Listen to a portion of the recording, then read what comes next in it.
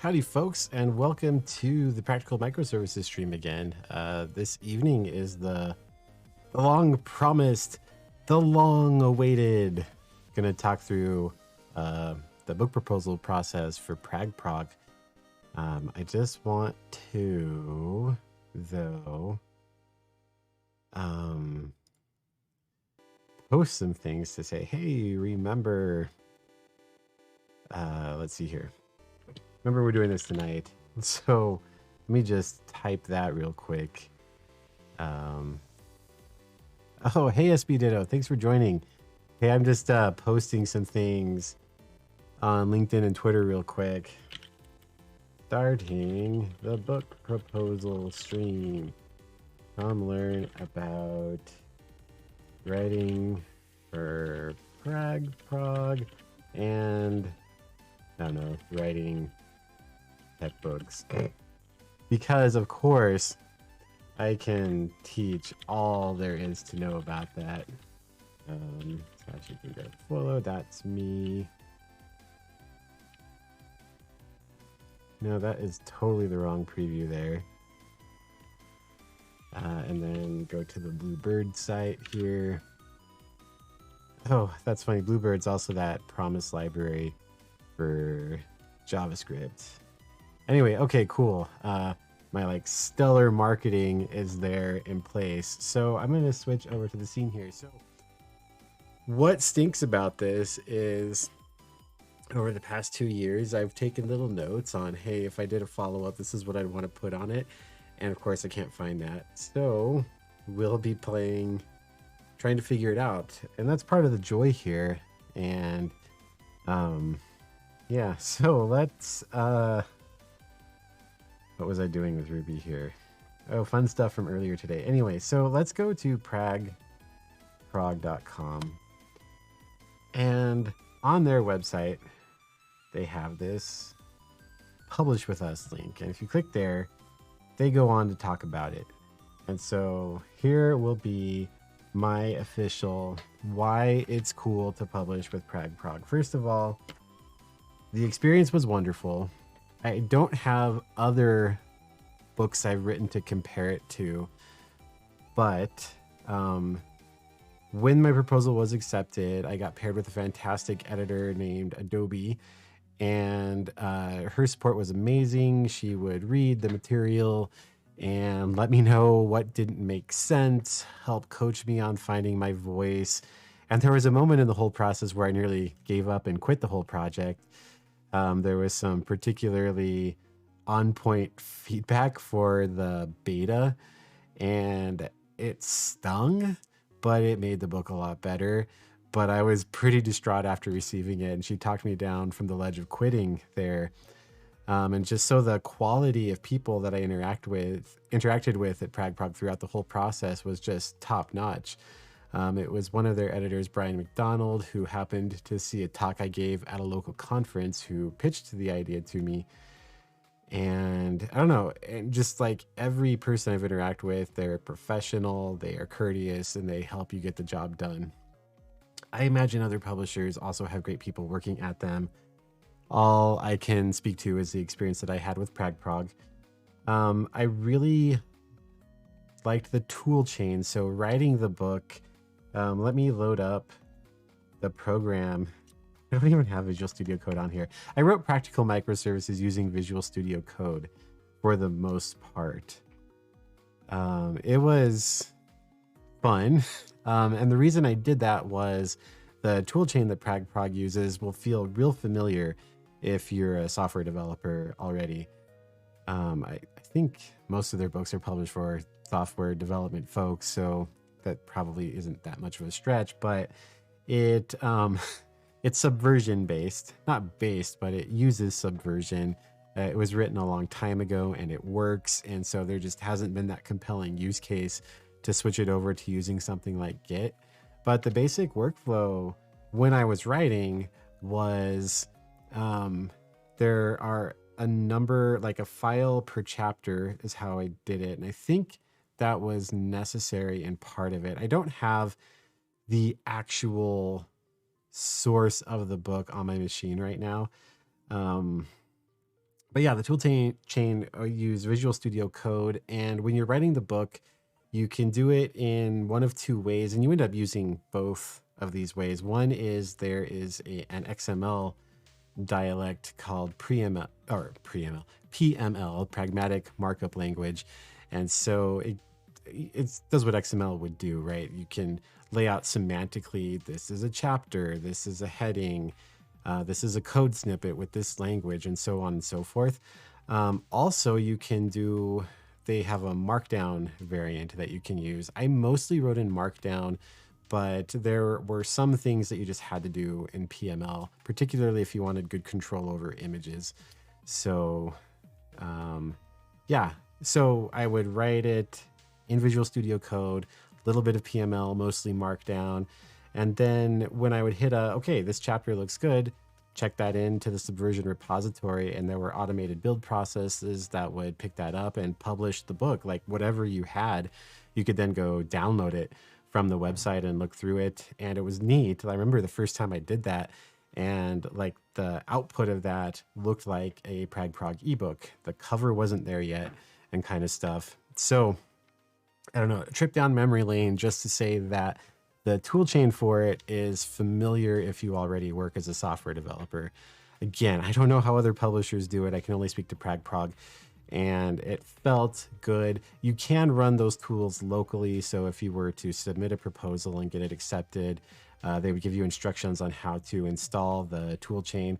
It is, I believe it was Ruby based, because I think PragProg got started publishing books about Ruby. Pragmatic Programmer, I think, was the first one. Anyway, don't rely on me for the history, but I can speak to the experience that I had. And so you can run that toolchain locally. And so you do your typing, run it, look at your PDF. It's awesome. Send it to your friends and stuff. That was good stuff. And oh boy, signal just lost. Oh, because my computer went to sleep here because I haven't pressed any keys. Are you going to come back? There we go. Okay.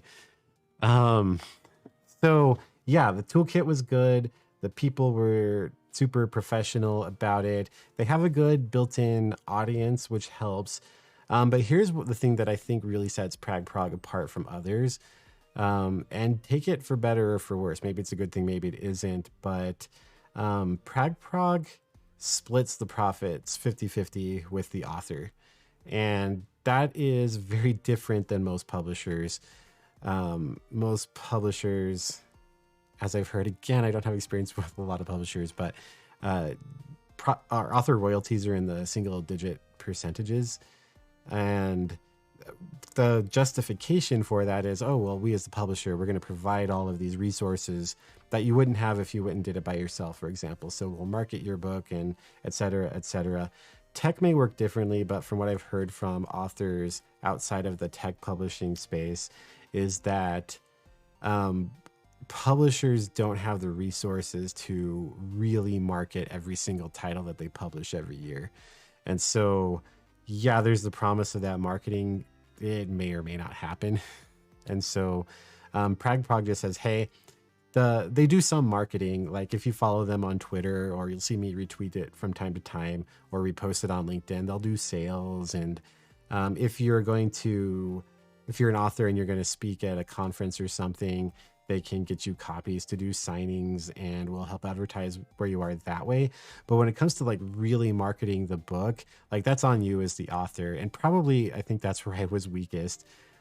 So if you are going to publish, I would seriously recommend not doing how I did it with Practical Microservices, which was mostly write the book in secret. And then about 2 weeks before it launches, say much about it in public. I had tweeted a few things here and there, but it's really, I think, good. And incidentally, revealing the secret sauce here, I do want to publish another one. This is a legit attempt at writing a proposal and publishing it. I would like to generate interest in that. Twofold. I mean, one, it helps sell books, but second, the more that I can do that in public, the more I can get feedback. Since I wrote Practical Microservices, I've learned, I don't want to say a lot about Lean, but Lean, Toyota's methodology for doing stuff. And one of the ideas in there is get feedback fast. And so I think one of the things that really hurt in my journey of writing that brutal feedback that I got to the beta was I wasn't soliciting feedback along the way. So like here I am, I thought I had written these awesome 6 chapters, and they had issues. And so it was a blow to my ego reconciling that. So if you're going to write, you probably would hear this from any guru talking about writing, but build your audience early. Share with the world what it is that you're doing. And I know my computer's going to sleep. I'm sorry, give me 1 second. I need to plug the laptop in here. Ugh. Okay. Yeah, so share what you're doing, solicit feedback.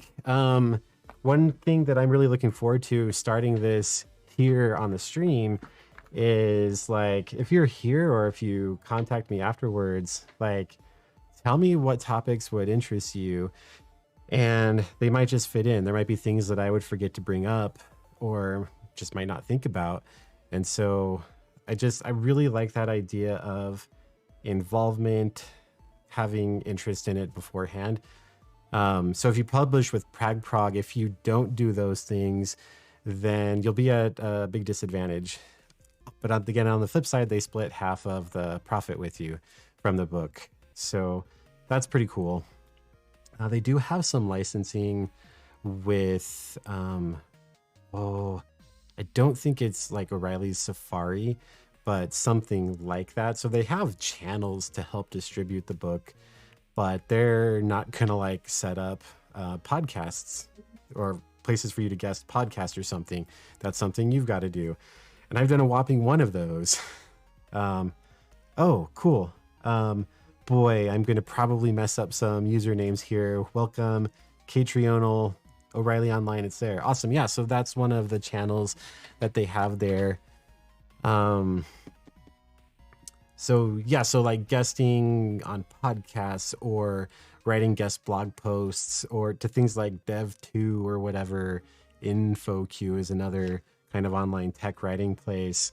They don't go out and find those for you. So that would be on you as an author. Probably a good thing to do as you're writing. A couple of opportunities like that did just come to me because tech outlets saw the book and they contacted PragProg, and then PragProg contacted me about it. So trade-offs, right?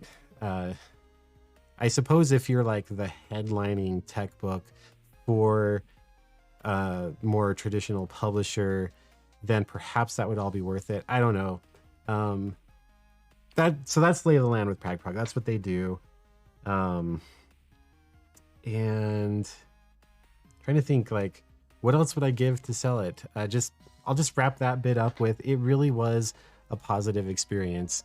So that's why I would say write with PragProg. And if you watch this tonight and you're like, I'd really like to pursue that. Ethan, could I ask you some questions about it? Feel free, like hit me up on Twitter, hit me up on LinkedIn. I would like to see PragProg be able to keep publishing for decades to come. And folks helped me along the way. So, it's just, paying it forward, whatever. So if I can be of use, I will do that. Why should you consider, I hate the word should. There's the expression like don't should on yourself. It's not a useful word, I find. So why might you want to write a technical book? I suppose I don't need to show anything on the screen for this, so I'll switch back to this bigger camera view. Don't do it for the money, I would say.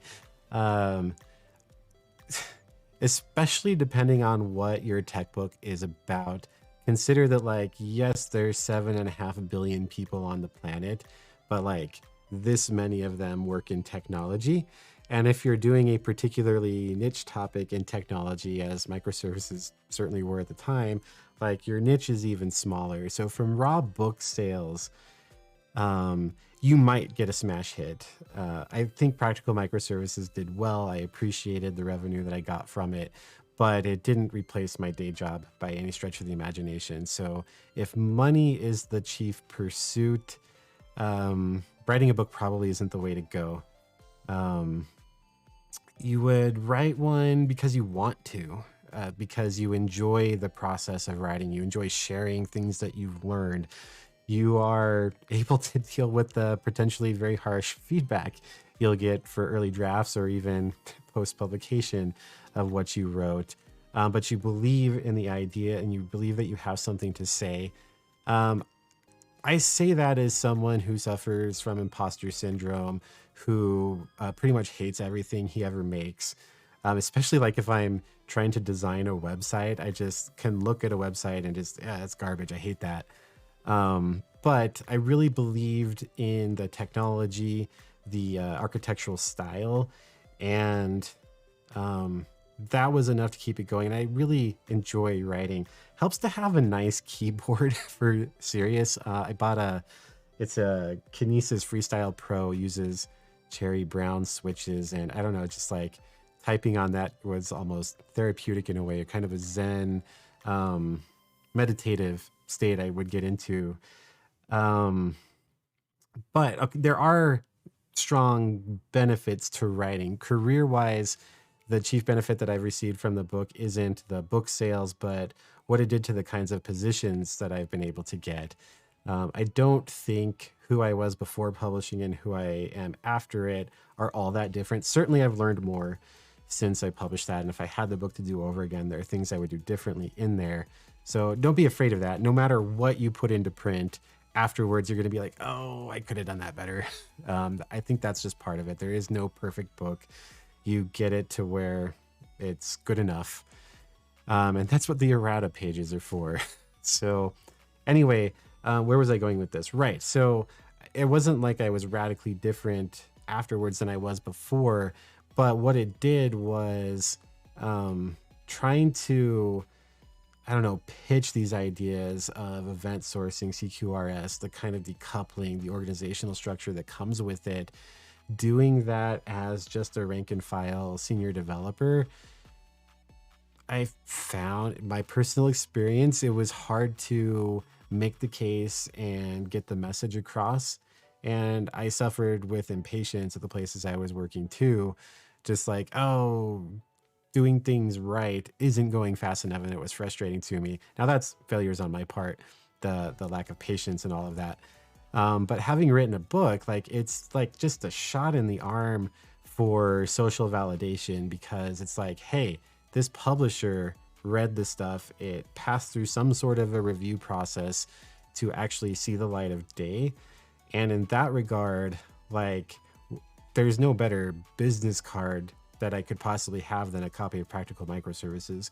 So if you have ideas and you can formulate them and write them clearly, then what that is now, if people wonder what you're all about, well, here's what I'm all about. I mean, I'm willing to do work that isn't microservices, but you know what I mean?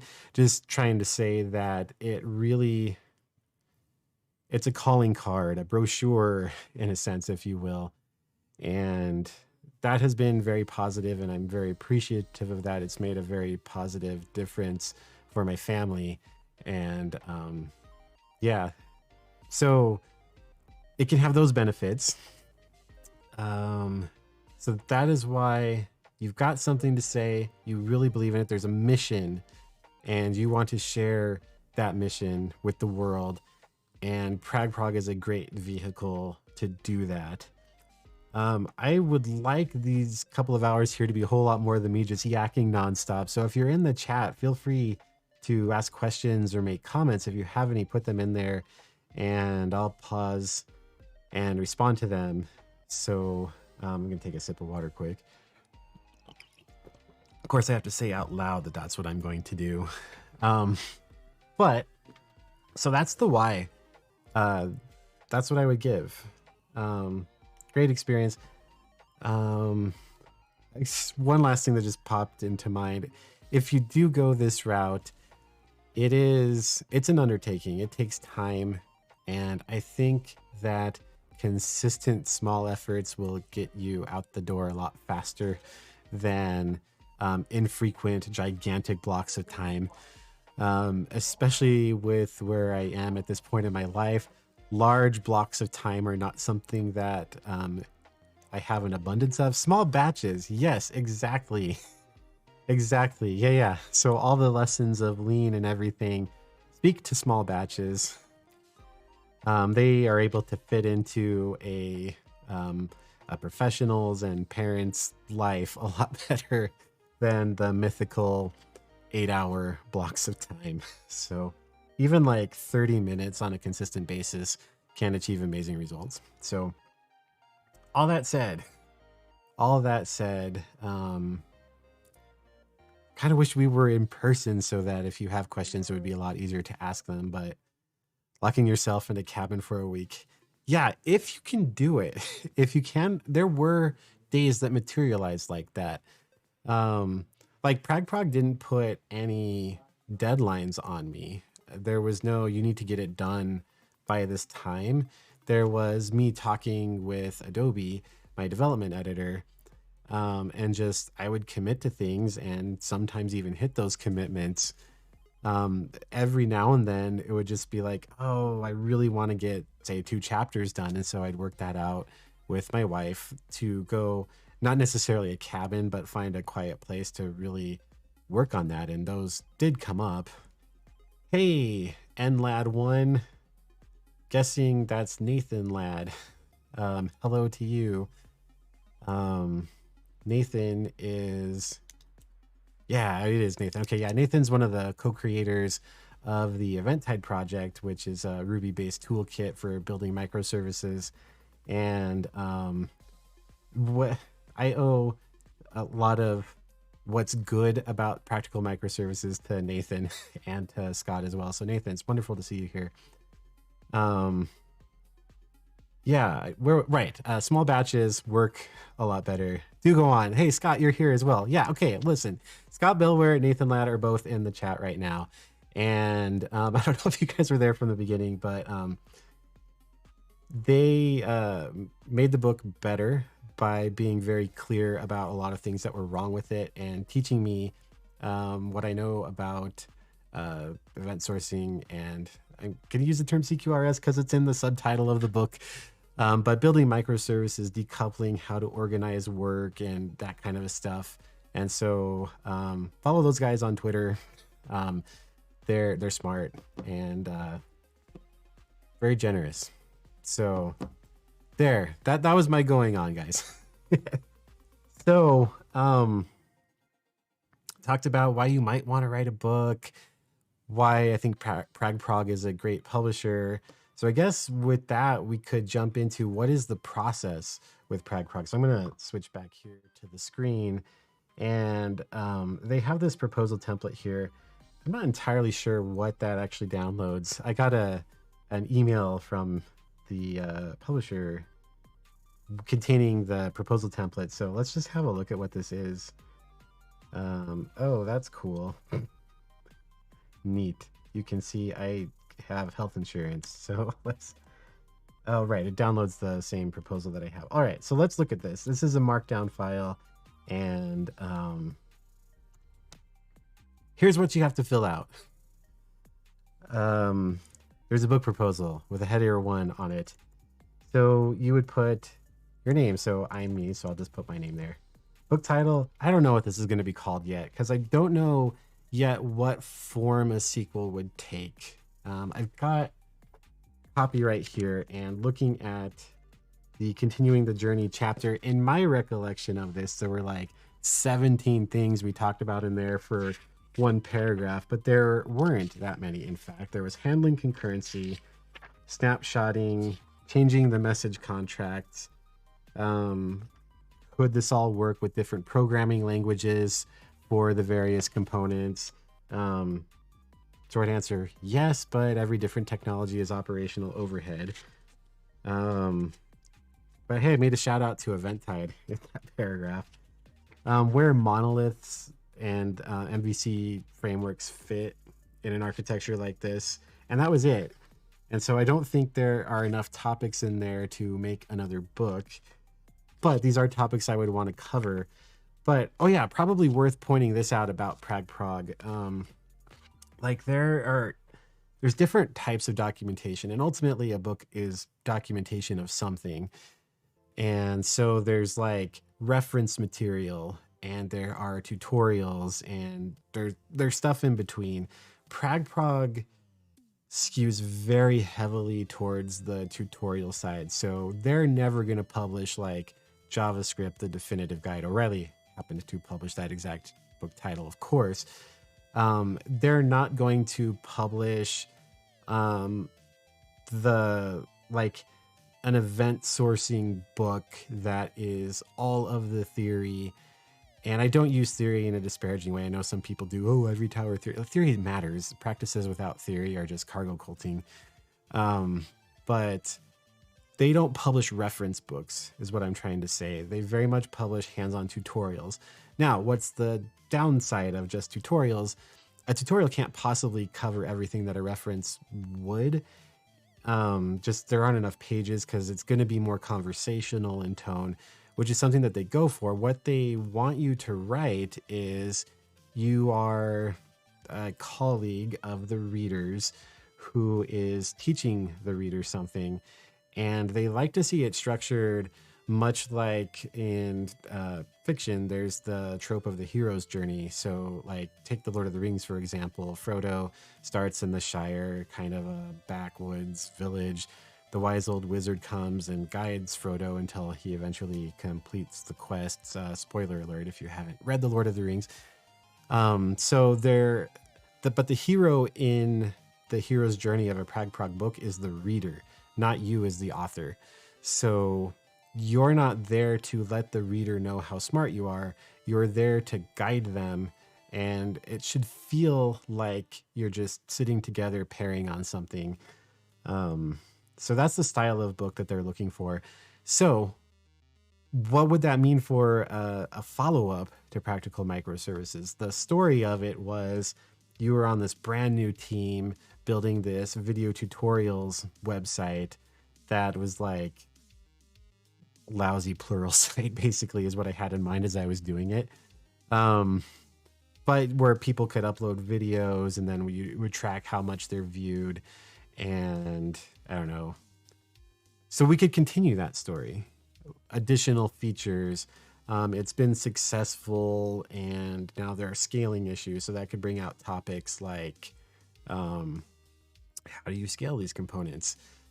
Because that's something we didn't cover at all. We just assumed single instance of everything. Remake Twitter instead of YouTube. Yeah, that could be fun. And then maybe pitch it. Because Twitter, what is it? It's just like you type 100 or 280 characters down, post it, and you read it, right? It's nothing to it. All engineering is easy until it's at scale. And anyway. Yeah, I don't know. That is an interesting topic, though. Like especially in the past couple of weeks since the changing of the guard at Twitter, the thing I've always been thinking about over the past several years is like, if I were doing, say, a Facebook or a Twitter with these patterns, like how would you construct the timeline? Is that something you'd construct on the fly?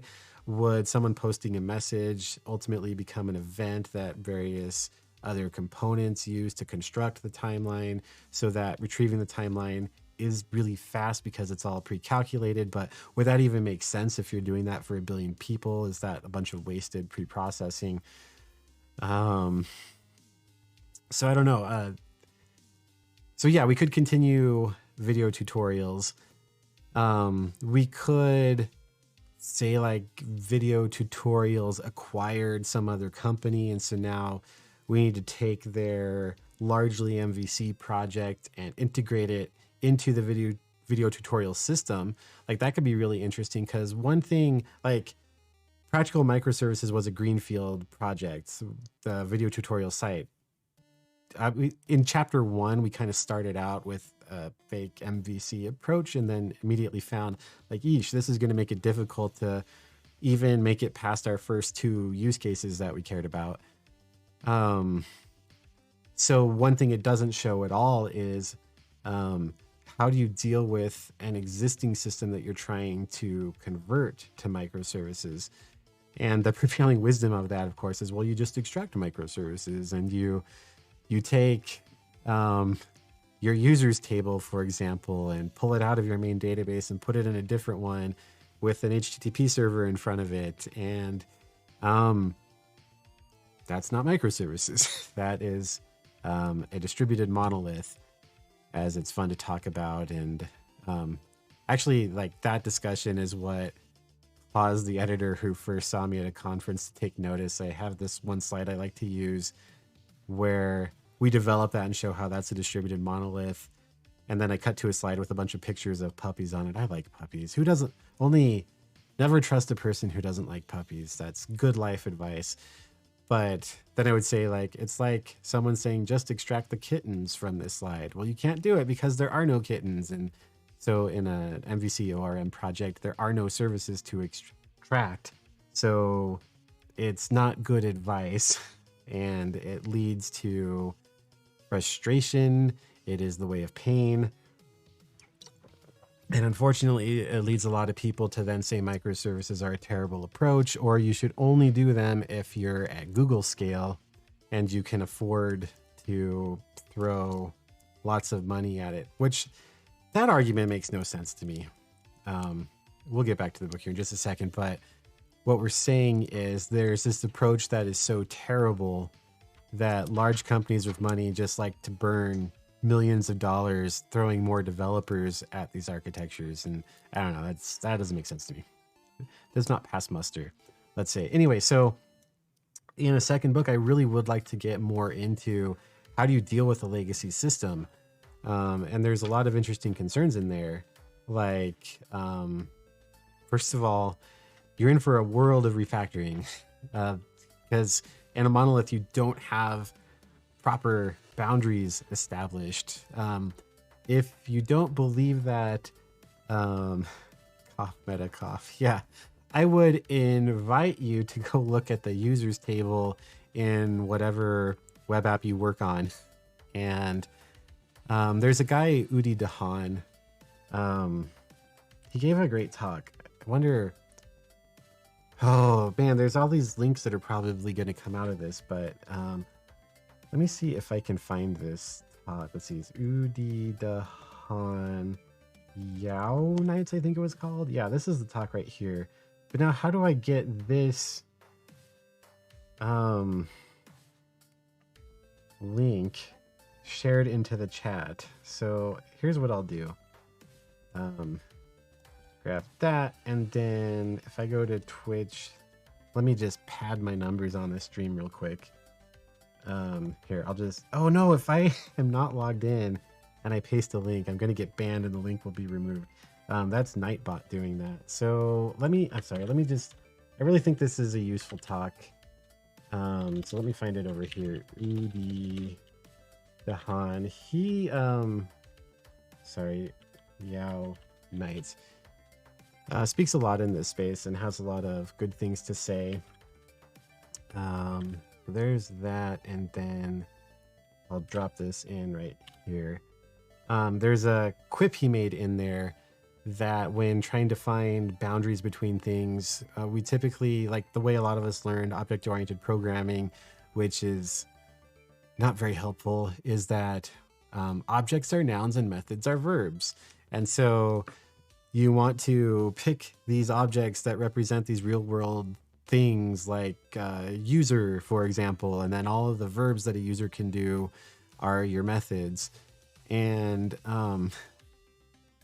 if you doubt what I say, that is not very helpful advice, again, go look at your users table or your user model, because behavior follows the data that it uses, and what in our systems doesn't somehow involve the user at some point, or like we care about who's trying to do whatever action it is.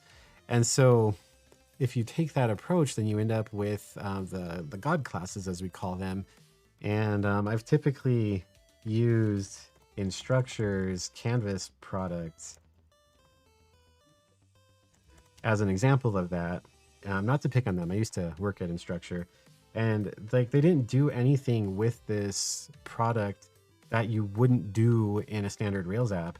But if we go to the model backing the user table, 3,317 lines, few comments mixed in there. I'm just sorry if this is like blurry or blinding or something here. I think of the notion of the single responsibility principle, and I don't see like lines of code is not necessarily a hard, fast thing indicating that this SRP has been violated, but it is a smell, an indicator that this warrants further scrutiny. Anyway, so suppose that you suddenly got the task of let's turn Canvas into a microservice-based project. You are going to have to deal with this user model at some point. Would you start there? Don't know. But you will have to reckon with it. And it's just like every concern under the sun is baked into there. And like we said in the book, and other people smarter than me have said, we're modeling processes and workflows, not representations of data when we do this. And so coming back to Udi, what he was saying is don't think of the object, noun, verb, method thing. I totally mixed up which is which there. Don't do the nouns or objects, methods are verbs are methods thing. But anyway, that's not the point. He says focus on the attributes of the thing itself, and then see if you take a pair of them and see if you can form a requirement that requires them to be with transactional consistency. And he likes to give the absurd example of the user's last name and their discount rate. If their last name has 7 characters, then they can't have more than a 7% discount. And that's an absurd example, but it illustrates the point, like, I don't actually need these two pieces of data to be together in a consistent manner. And so that's kind of the start of how to think about dividing it up, as he says. And I like to take from Canvas, they have the user's last name and the time zone, or the time zone and the storage quota. Like, what on earth do those have to do with each other, other than that they share an identifier tying them back to a user? So in dealing with a legacy system, that's the kind of stuff you have to deal with. So like to write the ultimate treatise on how to do that, and that would be a large book. What could a tutorial style book hope to accomplish with that is a path through an example that would probably unfortunately be a little bit contrived. I don't think I'm bold enough to like actually take on Canvas, for example, but perhaps video tutorials and implementing paying the authors acquired some other system that could handle payments and all of that. How do we break that apart? That could be one approach we could take. How does this all relate to demonstrating how to do a book proposal? Well, these are the questions to ask, especially if you're going to write for PragProg. What is the story that you're looking to tell? They want the principles in there, but like if you've read Practical Microservices, the basic structure of a chapter was, here's some principle, and then let's apply it directly in some code. We don't want to do like 5 chapters of just the principles. We want people to start doing things so that those principles can start clicking. So yeah, if you're interested in writing, like what's the story that you would tell? In what context would you present the principles that you want to share? I did mine as one cohesive narrative through the whole book. It doesn't have to be that way. Beyond Microservices, A Hero's Journey. I mean, honestly, I'm not saying I'm a hero, but anyone who could fix this, in my opinion, buy that person a root beer. Maybe that person's not a hero, but that person would at least deserve a root beer.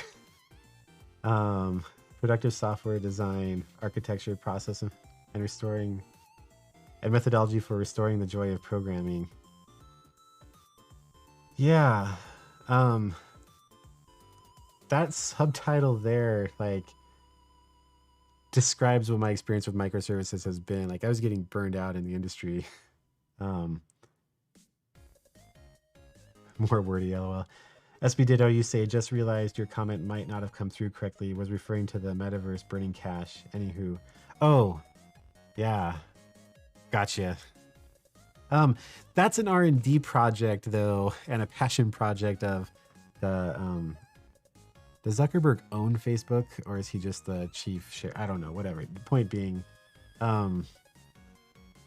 Honestly, I view that one slightly differently than just throwing more people at inefficient processes and technology. Research is costly. I don't know, whatever. Um, yeah, you definitely do want to pad out the word count in your sub. No, just kidding.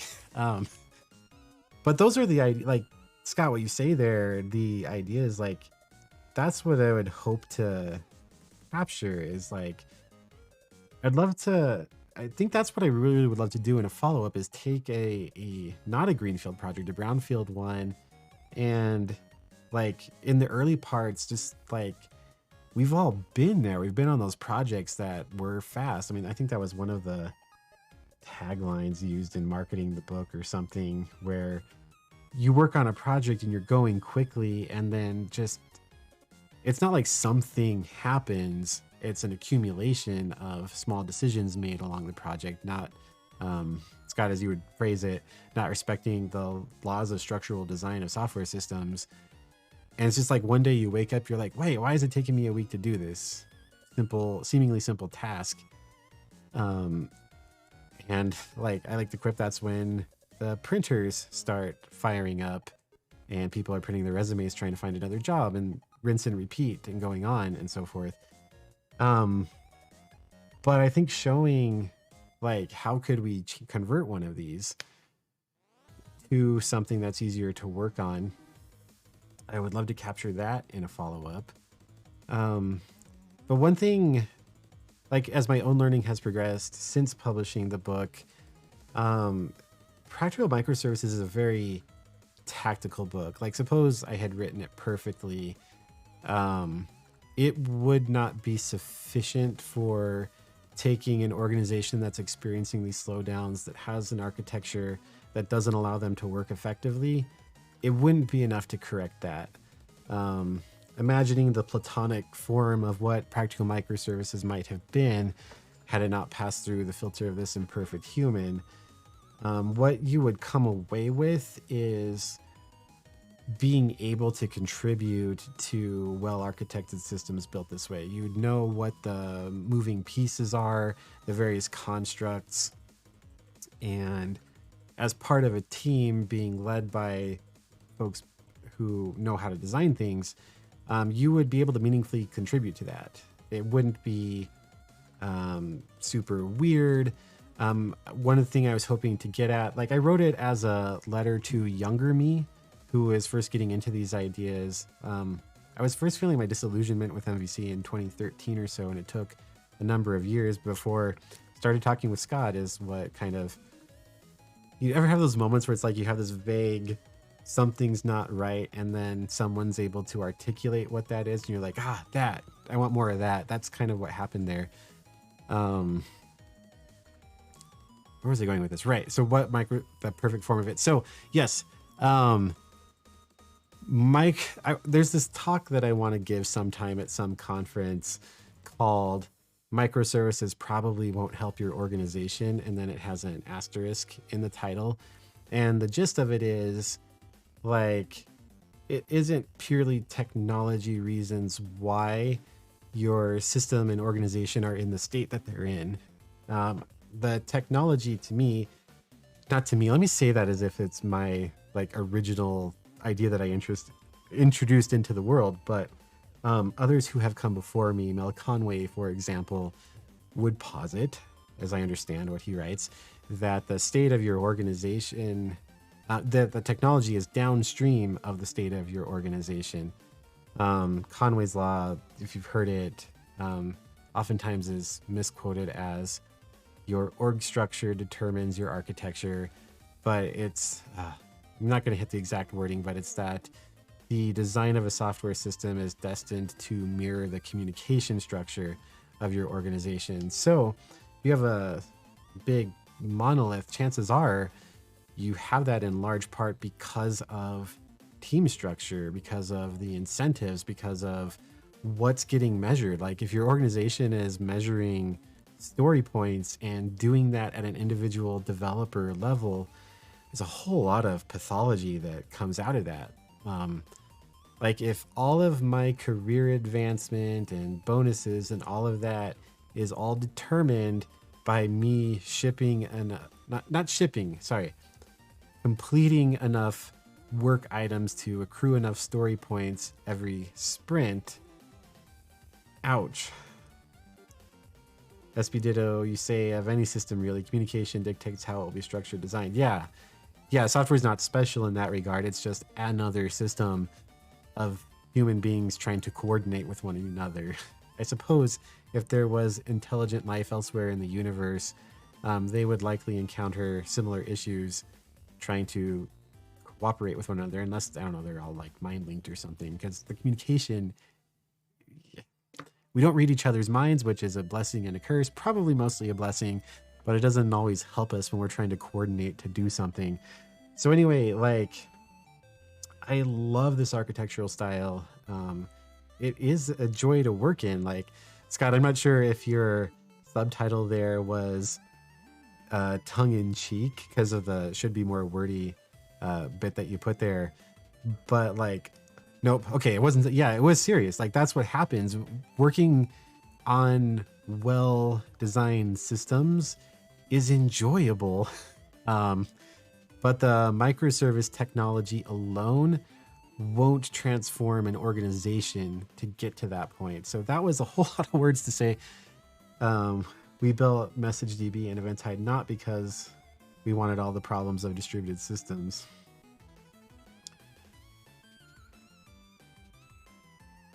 Yeah, I'm guessing you're going to say more after that line. So it was for the productivity. Yeah, exactly. Let me again say, yeah, exactly, as if you finally arrived at the conclusion that I think you should. No. I mean, exactly in that that's the experience that I've had in using these patterns in real world work. They're harder, but the technology isn't enough to do it. But as developers, we're drawn to technology. Like, what's the next tool? What's the next library? What's the next framework? Proper tools help for sure, but the tool isn't enough to change an org. I guess what I was saying at, like, if the org is structured with that focus on me and my story points, and then SB Ditto, suppose you and I were working at the same place and you came along and said, hey, Ethan, can you help me with X? Like, every incentive I have at such a pathological organization, why would I help you? Like, I hope I'm a good enough person to like take the expense upon myself to help someone who's asking for help. One, it's flattering that someone would think that I could say something useful. But like, human decency would bind me to helping in a situation like that. But I would be doing so fighting against the organization. And that's a terrible place to be in. And I don't see how an organization like that can be successful in the long run, right? And they're certainly not going to be successful with a microservices transformation. It won't work. Or if you've got like strange team boundaries, a place I used to work at had these like really hard boundaries along technology lines. We're the people who use programming language X, and then this other team is we're the people using programming language Y. And why those were chosen, it evolved that way, whatever. But every feature they wanted to deliver to a user required the sections of the system that both of those teams owned, that operated, wrote the code for. So it's like everything you want to do, you've now got a team hop in it. And wherever you have a team hop, that's a handoff that invites batching and queuing and all of the problems associated with that, quality, delay, lack of quality, delay, burnout, frustration. It's like deliberately like the child's game of telephone. It's really funny when kids play it because like you say one thing and who knows what comes out the other side. But then like in software development, we go and deliberately design our communication structure to mirror the game of telephone. And then we're surprised. Oh, why is this so difficult? So microservices alone can't fix that. And so I would really love to capture some element of that. So if we did this where maybe you as the reader of the book maybe the video tutorials company acquires some other system that needs to be incorporated. And as part of that, you're helping guide the development staff that comes along with that to seeing a different way to organize the work. That could be interesting. Might be hard to fit into 250-ish pages while also trying to focus on some of the other technical aspects we didn't get to. So that's a big decision. Do we attempt that? Do we mention it in passing, providing additional resources people could get into to read about that? I don't know. I'm probably not going to figure that out in the next hour or so either. But this was just me thinking out loud for trying to fill out the book title. Like, what would the title be? So if you're going to write a book, it helps to know what the book's going to be about before coming up with a title. Although in my case, the editor, Brian McDonald is his name, awesome dude. He felt PragProg needed a book called Practical Microservices because they're the pragmatic company. Practical, pragmatic kind of go together. And what he had seen in surveying the marketplace of books on microservices was that a lot of them talked about the conceptual stuff, but there were no like, here, let's code something together. SB Ditto, you said microservices mean I can use all the languages in my architecture because they are connected only by contract. Okay, I'm done with the sarcastic comments. Yes, you should. What microservices, productivity, joy of programming, all that, toss it out the window. What microservices enable you to do is treat the collection of programming languages in the world as a checklist that if you're truly enlightened, you will use every single one of them at your org as they're all coupled together via contract.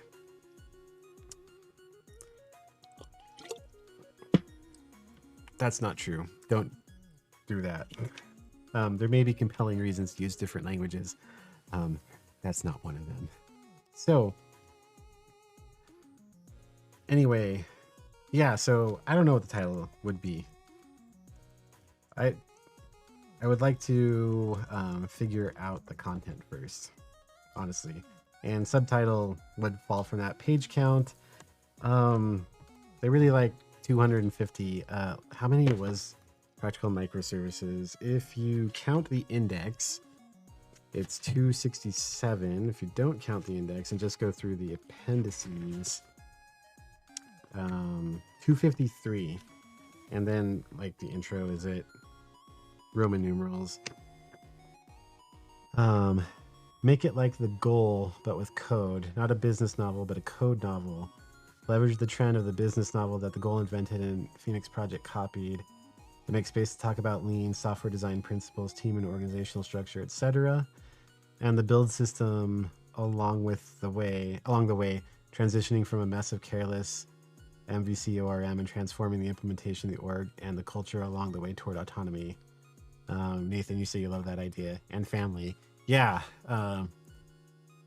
If you're in the chat here and you don't know what the goal is or the Phoenix Project, I swear this is not me just trying to name drop and stuff, but I like both of these books.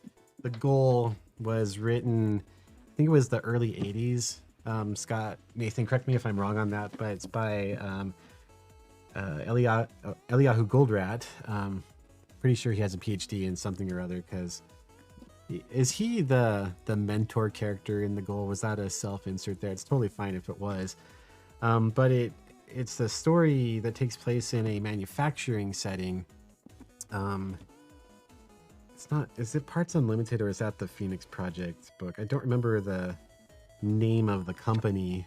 He's the physicist. Okay, yeah. So the author of the book is the wise old wizard character, if you will, in the goal. But it's in a manufacturing scenario. There's I think, no, they're not auto parts. That's in the Phoenix Project. They're a manufacturer of something or other, and the plant is going to get shut down really fast. And in this book, he goes through a story to illustrate the theory of constraints that he came up with.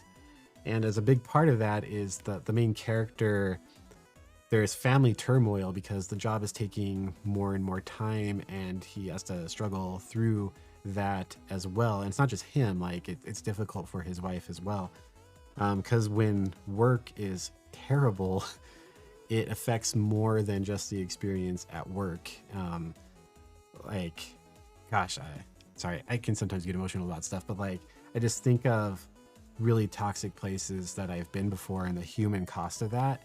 And it's like, if that's the cost of becoming a unicorn or becoming a very valuable company, like I'm not interested in that. We're human beings and we have dignity. As Lean would teach, every individual has intrinsic value.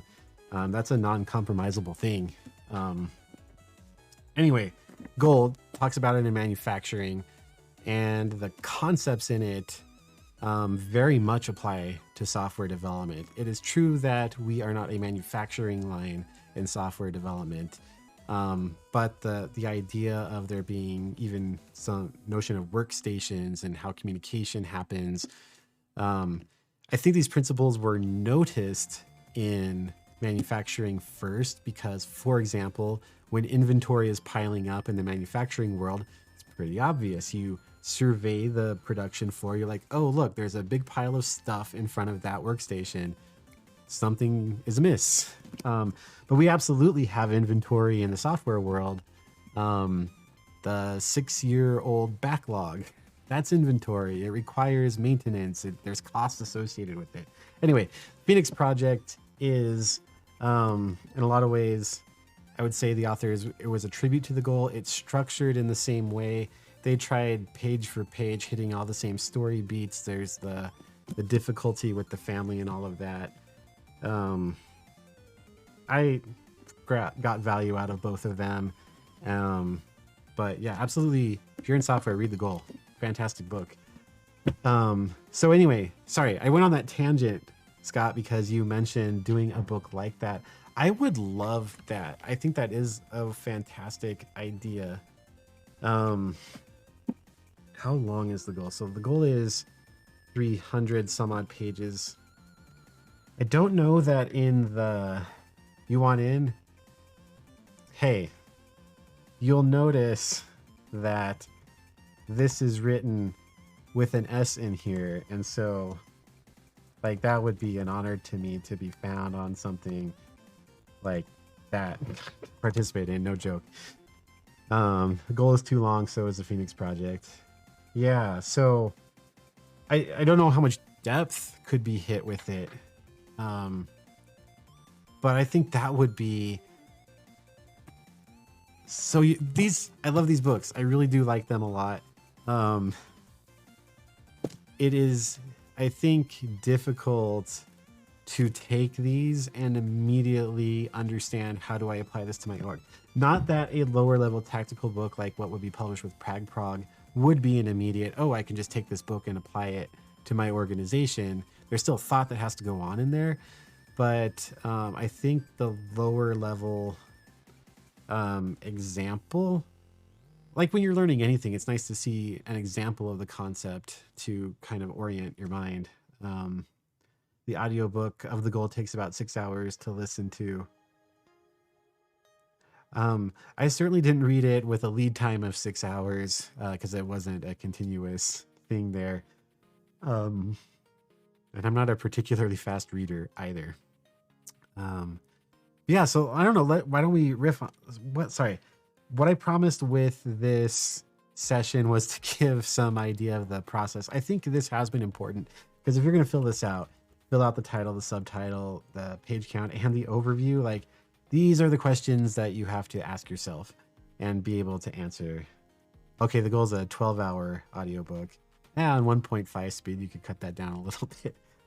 I thought it would be interesting, though, to show it's a hero's journey, so it should be a trilogy of books of smaller batch size.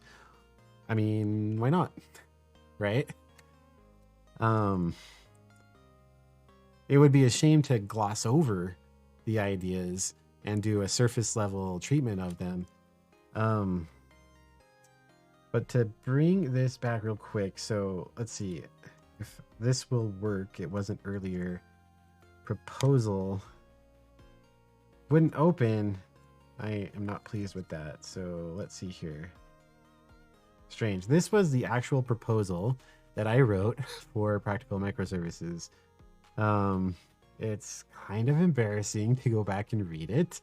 I was naive, knew less than I know now, but the gist was tools like Ruby on Rails, Django, the MVC ORM frameworks were pretty amazing. Like, you'd get there and all this amazing stuff you could do. It's pretty neat. But there are architectural problems with the approaches that they produce. So that's what the gist I was getting at the overview. Like, why would someone care about this? There's that just extract microservices line. So I did an initial, this is what I think we'll cover in there.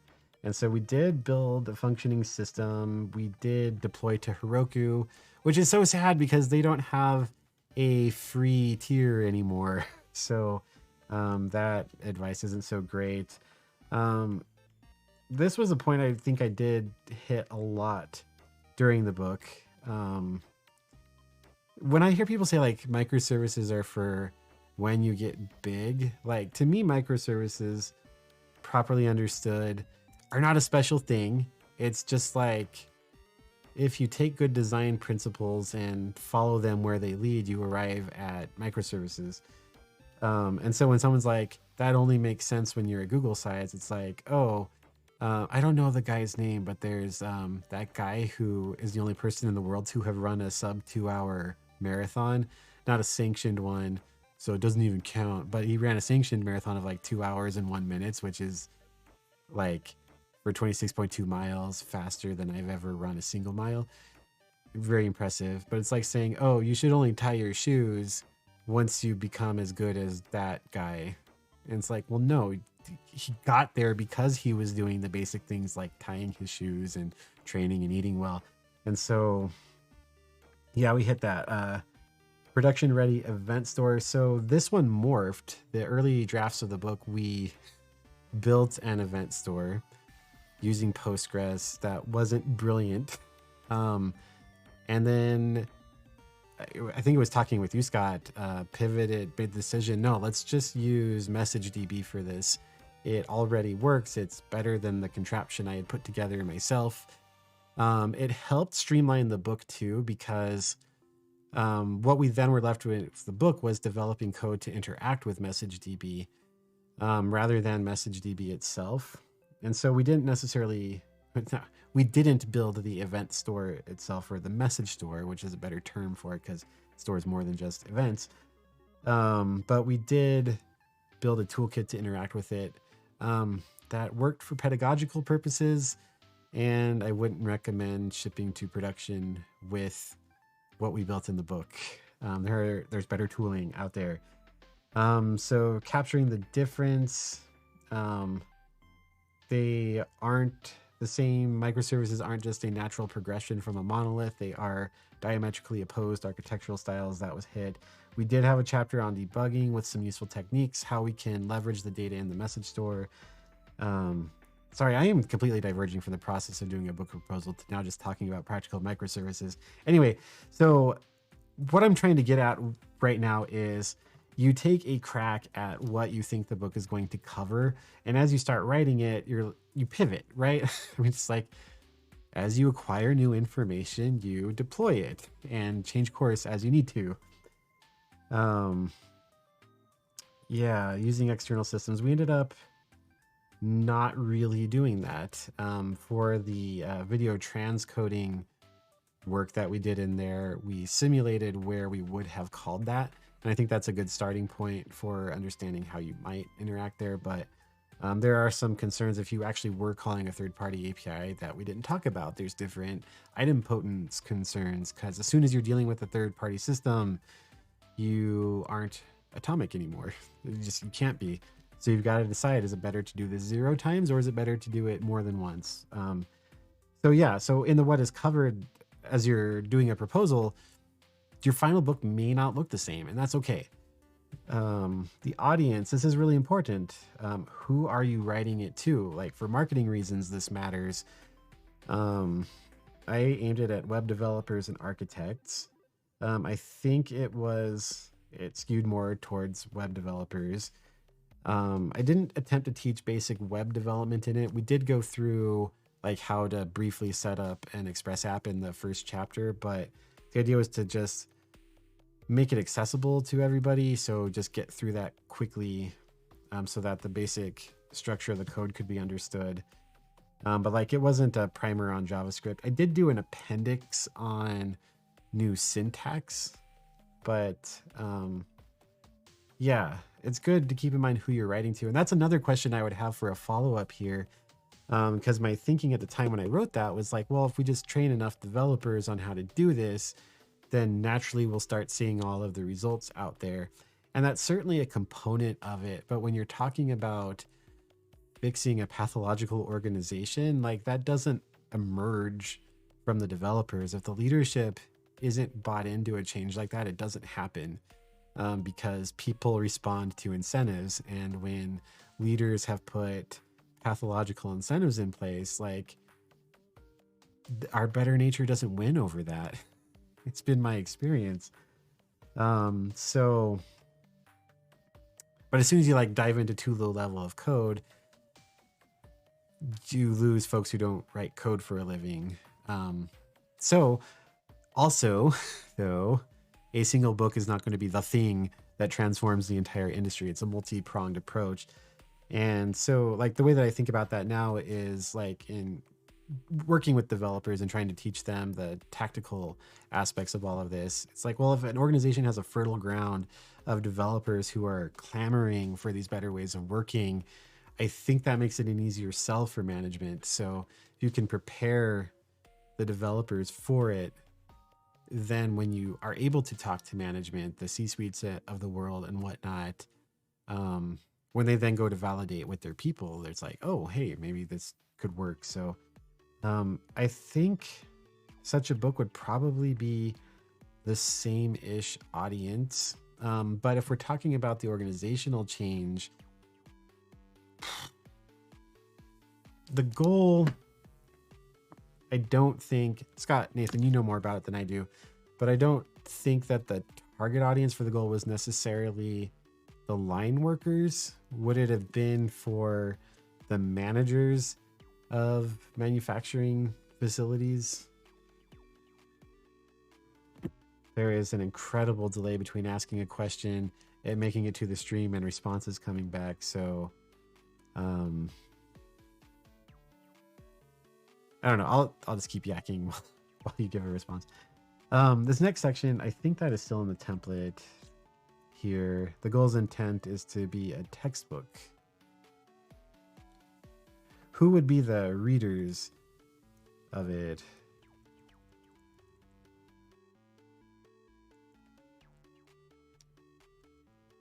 Is it meant for everyone involved in the manufacturing process to read? Or was the intent more for the leadership?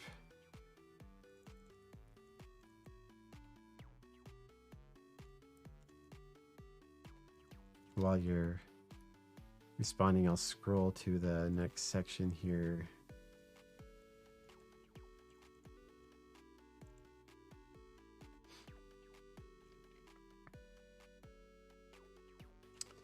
I'll keep going and then pause when I see a response there. So overview, core technologies, topics, audience is broader than people involved with manufacturing. Okay, so it's parables might not be the right word, but it's a story told in the context of manufacturing, but the theory of constraints applies to any endeavor where humans are trying to coordinate with one another.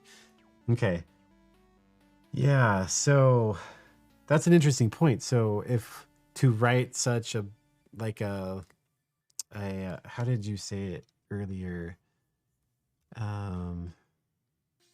A code novel, Scott, as you mentioned it. This is done in the context of programming, much like the goal is done in the context of manufacturing. but that doesn't mean that there aren't applications to things outside of coding. It's just another angle to try to see the same story. So core technologies topics, this is one that would come up. In practical microservices, I chose JavaScript for two reasons. One of them, it was the language I was most familiar with at the time. I've still been saying it's the one I'm most familiar with, but Ruby has resurged in my life, resurfaced. And so I was looking like, if my target audience is web developers, if you're a web developer, you've probably at least read some JavaScript. I don't know that that was necessarily a bad choice, but for that one, but at this stage, like, I really wouldn't want to do this in JavaScript. JavaScript has a much, oh, guest just showed up. See you, Scott. Thanks for stopping by. Have a great evening. Yeah, I would want to use Eventide proper for it. What are the trade-offs there? It is my perception that Ruby is not used by as many developers as JavaScript. But I don't know. I learned Ruby by I got hired at a place that was doing their product in Rails, and I was writing device drivers at the time and C++, and they were having trouble finding Ruby developers, so they branched out to developers, and I passed the interview and got hired. Really enjoyed that job. But it was like, okay, first day of work, I actually had the computer before the first day of work, but here's some work, go build it. And I figured it out. I don't consider myself as particularly above average in intelligence. Plenty of people smarter than I am in the world. And I figured it out. So like, Ruby's not hard to learn. And one of the things I really like about Eventide, I mean, in times where I've introduced the framework to people who aren't familiar, there's a natural fear of using a brand new technology. But like the Ruby, you would need to learn to begin with Eventide, not to like master it by any stretch of the imagination, but to begin with it, I found is a lot less than the amount of Ruby you need to be familiar with to begin working with Rails. Yeah, you have to learn the particular constructs, like what consumers are, what handlers are, and so forth. But I don't know. I think Ruby could do fine. It's still in use by a few companies you may have heard of, like GitHub uses Ruby, Shopify uses Ruby, Basecamp obviously uses Ruby. So it's not dead. Just for whatever reason, it's not the new hotness. Well, it can't be the new hotness. It's been around for a while. And so I would much prefer to use that tooling. So I don't know. But well, here in a book like this, and I'd be interested. Oh, SB Ditto, you said it is certainly believable that a Rails shop might be struggling to deliver after a while of doing the Railsisms. Not meant as a put down, just my perspective. Yeah, it's spot on. If you're building an Express and you follow the same patterns, you'll get the same results, or Django or any of the frameworks. I'm sure .NET has an MVC framework. MVC was a UI pattern, and somehow it got applied as a systems level architecture. So let's see. In here, like, I would love to code in Ruby with Eventide, but where that might be interesting is if we're telling this transformation story, do we tell it as a, like it's a Rails shop that needs to transform the architecture, or do we introduce a new architecture at the same time as a new language, which Scott gave a presentation at Go Ruco 2018, I think it was, where like that's the hardest thing to do, is both language and architecture changes at the same time. I think also in a book, if the legacy system that was getting revamped was in a language other than Ruby, given the page count, that would be difficult because like you can't assume that everybody reading the book is intimately familiar with whatever the language is. I mean, you could, but then you would harm sales probably because people would read it and be like, oh, I have no idea what this is talking about. And like you'd want to make the ideas accessible. And so if the legacy system were also Ruby based, then it's just less to have to explain.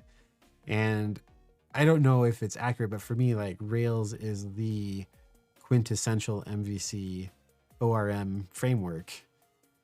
I don't know enough about the history of the profession, but like that was the first one I ever heard of. Which, you know, what is it? The singular of data is not anecdote, which is all that is.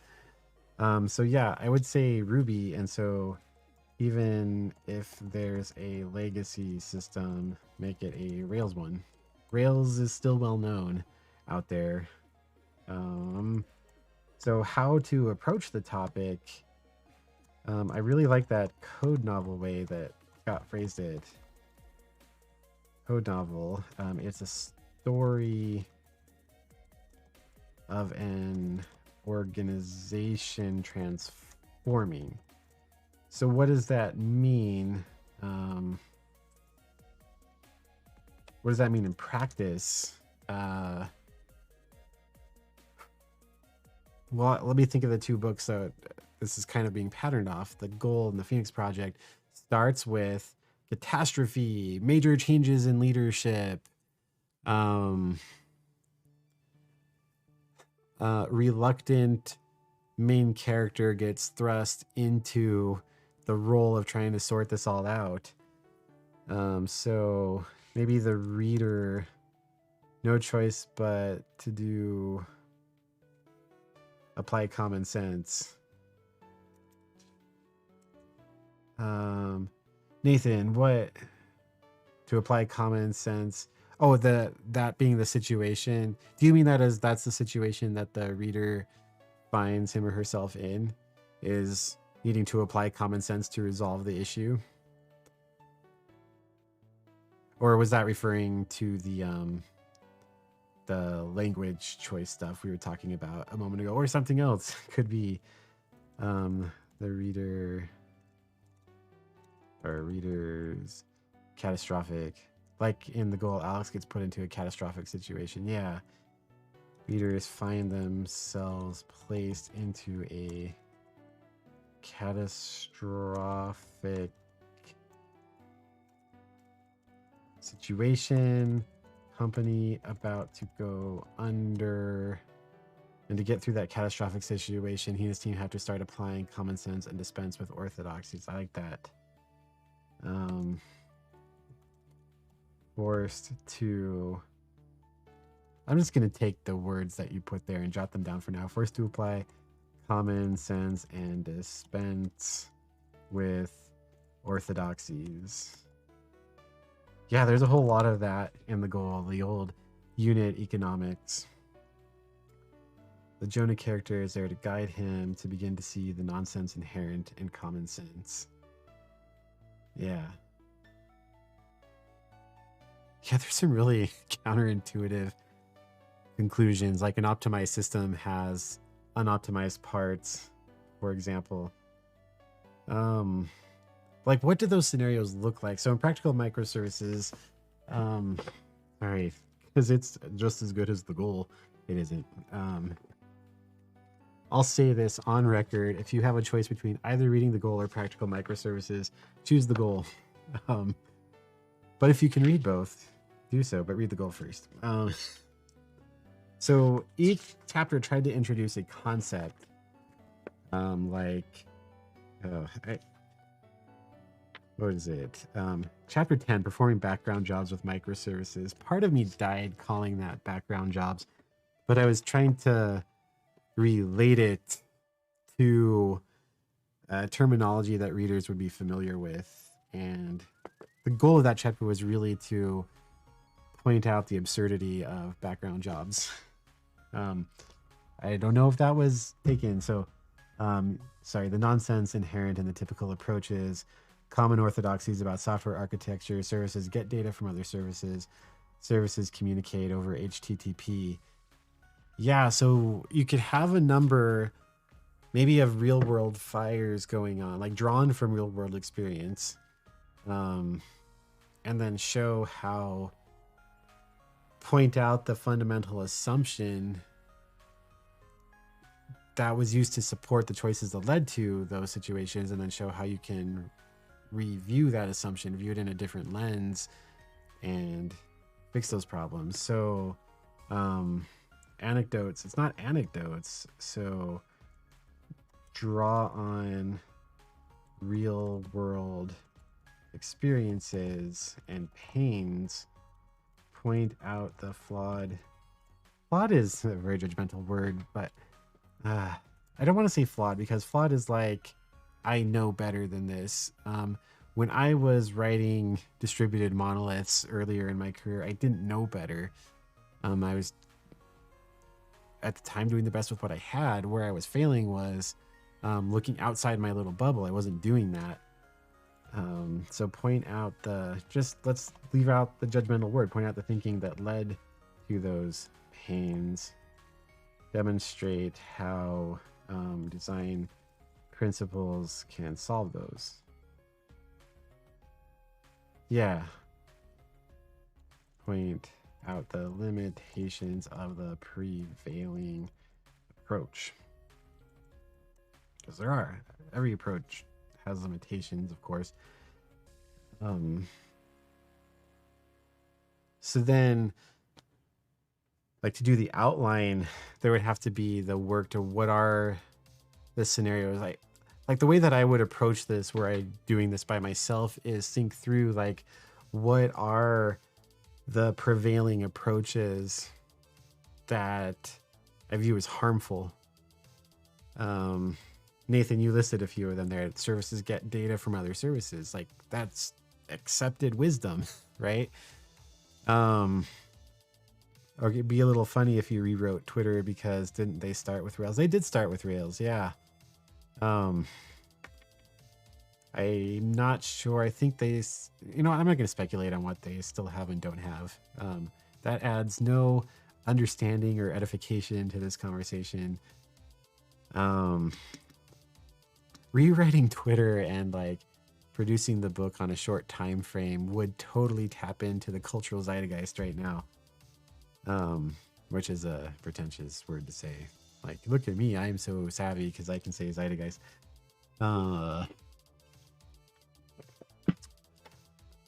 I would love to see an example though where we can, because we still want to point out like the technological things. I think a reader of this book would come away being able to write code in a different way. Maybe not fully architect systems yet again, but be along those lines. So rewriting Twitter. I don't know enough about how Twitter is currently done.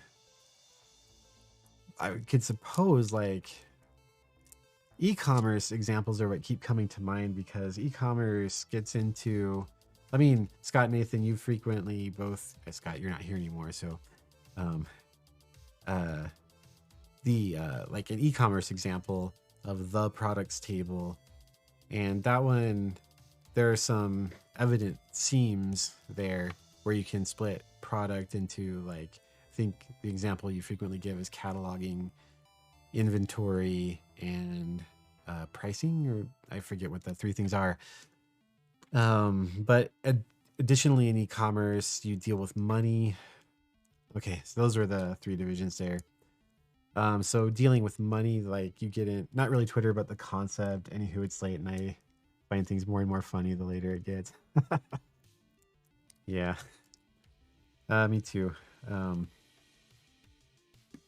Where it's funny though, like where I am, it's 8:30. I don't like being up this late, honestly. I like to go to bed at 8 and get up at 4. But yeah, in an e-commerce scenario, there's some good apparent examples of where to find seams in the monolithic relational structure.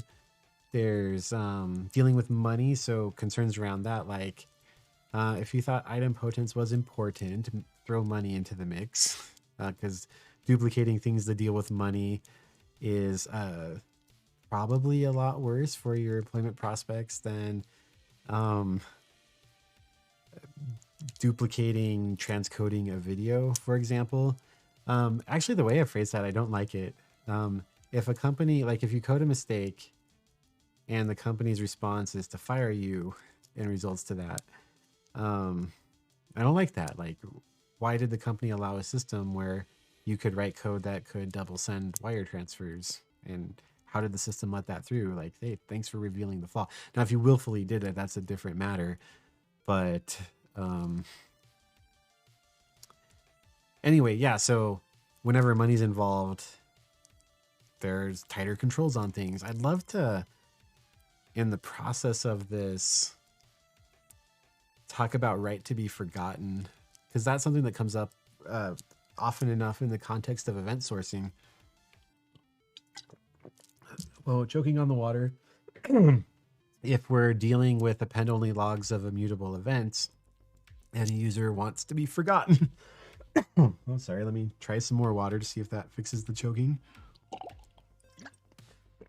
How do you deal with that?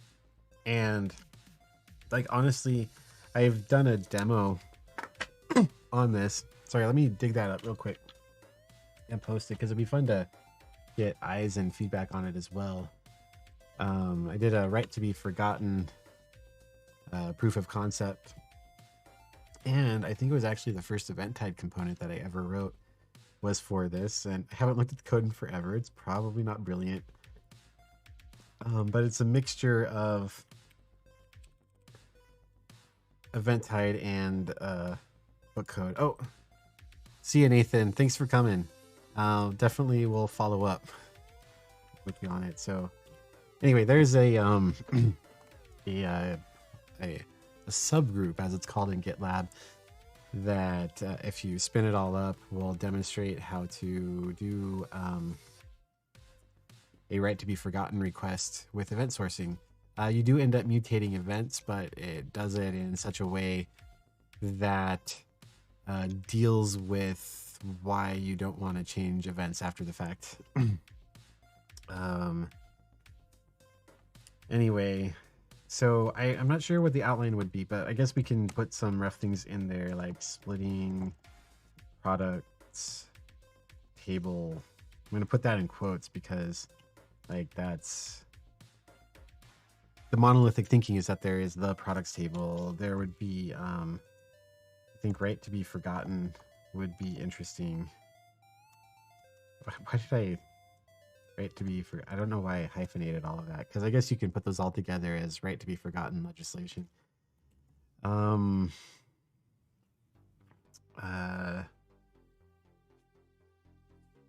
else would we talk about? I don't know. Sorry, this is like the direction that this took in the conversation here is different than how I imagined it.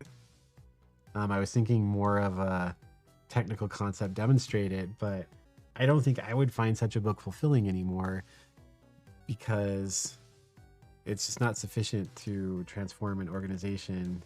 But hopefully this is delivering on what the process is like. Like, you really have to deliberate on this stuff. And like, your outline's not going to be exact. The overview is not going to be exact. But if you were to compare the completed book with the proposal outline and overview, like, you can tell they're the same project is what you're going for there. So for a bio, whatever you want there. What did mine? Ethan Garfulo's love of computer programming began at age 4 when his dad taught him to make the family TI-99 for a beep, and for the past 12 years worked professionally up in, I don't know, you know what a bio is. You can write one. So public speaking you've done about this, podcast, talks, classes taught, streams done on Twitch, a YouTube channel. So that's the kind of stuff you would put there. So for me, what would that be? Don't do podcasts, but talks. Could link to number of conference talks that are available on YouTube. I've collected those in one place before, but I don't have, like, at work, as my job right now is very much introducing these patterns, and in Eventide specifically. And so as kind of like introductory material, I collected it within the company wiki, which I can't put on the stream here, but so talks, if I were doing this, I would link to a YouTube channel, which is going to have videos related to microservices and establishing flow in general soonish. I would link to Twitch, so I'm streaming here most days on there, you know, from 12 p.m. to 1 p.m. Mountain Time. And so be sure to hit that follow button so you don't miss a notification of me going live. Other content you've written on the topic, I mean, Practical Microservices would be that. But if you haven't written a book, maybe you've made some blog posts, if newsletter. Sorry, that's the thing. I'm gonna start a newsletter next week. I'm just writing daily about these topics because working in them, there's so many ideas to develop. But I mean, if you've written a newsletter, if you've written particularly meaningful Slack messages in your company Slack, like see if you can extract those and maybe post them somewhere. That could be fodder for blog posts. Even if you can't copy them directly, maybe you remember what they're about. Jot those down. Put them up on a website somewhere. Boom, now you have previous stuff that you've written on there. Any way that you can demonstrate people reading it is helpful. But anyway, Twitter handle, LinkedIn address. I don't actually have a blog. I do have a GitHub page, but I don't know. I'm not particularly active on GitHub. Kind of a shame saving this next part for so late in this, because we might have lost some people due to the hour, and then also getting real specific about what a follow-up to the book would be. I mean, that's what the stream was meant to be. It's a combination of what's the process with PragProg, and then also actually trying to do a proposal for a book. But this competing books part, this takes some time. I can show you, right? Let's see. Let's grab preview again. So that was my proposal. One second. I want to come back to here. Does it ask about, oh, right, how your book is different? So that's a thing that comes up in this section. To give an example, when I was writing this, I saw two different types of books on microservices. One was build a distributed monolith, and we'll call it microservices. And the other was like, it was just really high level and theoretical, and didn't get into the real practical examples. You couldn't take that book and go code something with it. And so that's how Practical Microservices was different. What do I want to do? Come here and let's open the market analysis. And yeah, Sam Newman's book was really popular, and I think there's a lot of good concepts, but from the reading of it, there was a little bit of talk of messaging-based stuff, but it was mostly still web servers calling each other. And like this one, production-ready microservices, the book itself said it's not a step-by-step guide. I don't know. So this was just basically went to various booksellers and tried to find what books have microservices in the title. I bought all of these books and read through them and had to sum them up in one sentence. And so people could take Practical Microservices, sum it up in one sentence, and dismiss it. So these being brief is not saying these authors are dumb or anything. I don't mean that at all. But it just wasn't the message that I was trying to get across with Practical Microservices. I don't think distributed monoliths are helpful. They're very difficult to work on. So you got to think through that. Like, what books exist in the area that you're writing about? Like, JavaScript has a lot of books written in it. Are you talking about a particular framework? Is it a new framework? Kind of stuff you've got to. That's what they want to see. Because, for example, suppose a hands-on tutorial of writing microservices had been written already. Why do they need Ethans? Is the question to answer. So market information, I don't know, you can't just like Google how many people are interested in microservices, but that there are a lot of books in the same orbit is not necessarily a bad thing. It means that it's a topic that people are interested in, and that's what you got to prove, is that there is a market for what you're doing. So of the existing books, there's interest in this general topic. Now I'm going to say something unique about it. That there are all of these other books is evidence that people care about the topic, but no one has talked about it this way before. So if you can do that with your book, that makes it a compelling offering to the marketplace. And I did actually check the Google Trends on microservices, and it was really high at the time. And it was a big deal. Like all of the software architecture conferences, if you look at the talks, I did this late 2017. Because the timeline of how long it took me to write the book is like 2 years. But like the topic in software system or web architecture was microservices. So there definitely was a market for it. There absolutely still is for microservices. So whatever topic you're in, just are there people interested in the topic who would buy it? That's what you're looking for. Now, promotional ideas, there's an understatement. I do this stream and like typically average 1.4 people is what the numbers Twitch tells me. So I've got some audience building to do, obviously. But I never actually got going on the mailing list. That's going to change.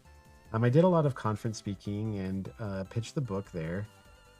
I think it helped because like even as I was writing it, it was really fun the first time I spoke and got to say, not I'm writing a book, but I have written. That's nice to do. So meetups, I would talk at meetups about this stuff. When everyone was sheltering in place, that was a great opportunity to get out and do meetups in places that you wouldn't travel to because of cost and time. I had some experience in popularizing something. I used to run a node screencast series called Learn All the Nodes.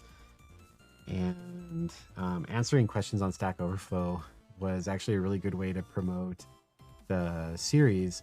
Stack Overflow has some tight rules around blatant self-promotion, but I would always, when I would answer a question, I would give a fully meaningful answer with like a, for more information, check out da-da-da. So I don't run that anymore. And I think if you tried to go to the website, it's probably been bought by someone squatting the domain at this point. But that worked. So screencast, that's what we used to call YouTube videos back in the day. Even back then I was thinking of doing Twitch, and I only started it like a month or two ago. And then talked about my bio. So like that's the market analysis and promotional strategy that got a book across the let's do it line. So I talked about what was different. Is that section right there? What will they be able to do? Is that part of it? Market size, promotional ideas. No, it isn't there. I guess that section's not there anymore. So for continuing this book, they do say in the last 3 years to take this approach with the code novel, lower level ones that have been published. Let me, there's one written by a friend of mine, actually. His name's Michael Stack.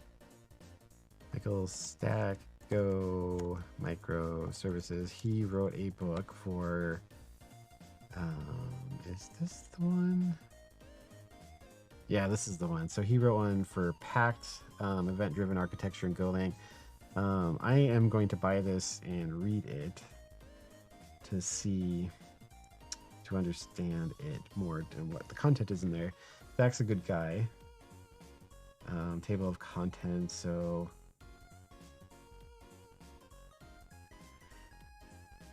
yeah, good topics. What I want to buy the book to read through it so I can know how he develops the ideas. Is it a similar story, kind of like how Practical Microservices was, or whatnot? Because trying to think, like, these topics, would they be part of the SQL idea here? Monitoring and observability certainly would be, because that's one of the things. Like, if you're dealing with a system that's on fire, getting the monitoring and observability in place helps diagnose that and reveal problems. But yeah, no, I want to read this book. It came out recently, so this is a recent one. And then there was like another, a book published through O'Reilly came out like a month and a half after mine. I was like, oh man, I'm so glad I got mine across the finish line. So let me switch to paperback, so it's just in books. But what was it called? You know, I could go to my own and maybe microservices. Yay, I know this one. Let's see. This one, building event-driven microservices. This is one came out afterwards. So I would like to get this and read through it to compare it. Initial impression was it wasn't like, it was lower level than the ones that I compared, but that it wasn't necessarily like, here, let's code through this together. I don't know if that's the case. So if I were smart, I would be collecting a list of these.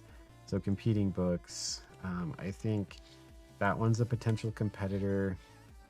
And then Stack's book would also be a potential competitor. Go back one more time. Hold them up in that order. I don't know. Let's microservices. What pops up? Microservices security in action. Like, from the title, that one says to me again, that's talking about what I would call a distributed monolith, because of the secure network and API endpoint. But it's one to check out because security would be an issue to worry about. And I don't remember seeing this one when doing Practical Microservices. So how do you find out when it was written? Publication date, August 4, 2020. So that would have been after Practical Microservices came out. So throw that one on the list. Sam Newman's follow-up, Building Microservices, absolutely would be one to look at. This one may have gotten lower into like the hands-on, let's actually build this, than what's the first one called? I don't remember.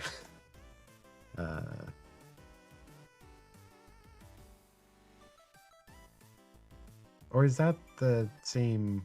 Oh, no, sorry. That's the second edition of the same one. Okay. Maybe there's something new in there, but Monolith to Microservices is the one that I was thinking of.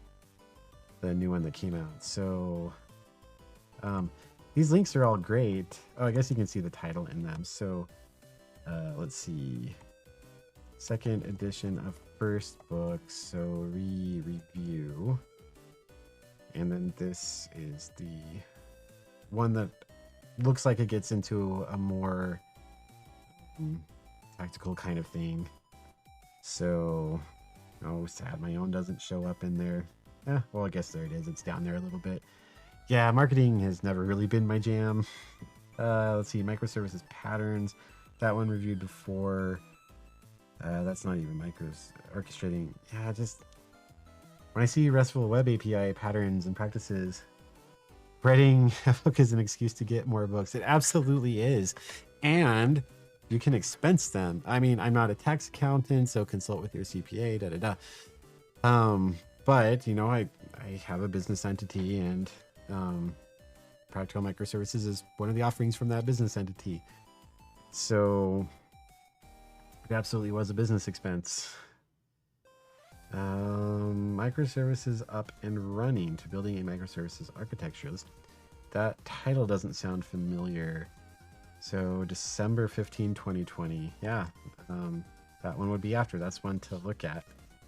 PragProg would want to see that I was aware of these and had read through them and made sure that I'm not just saying the same thing but with different words. So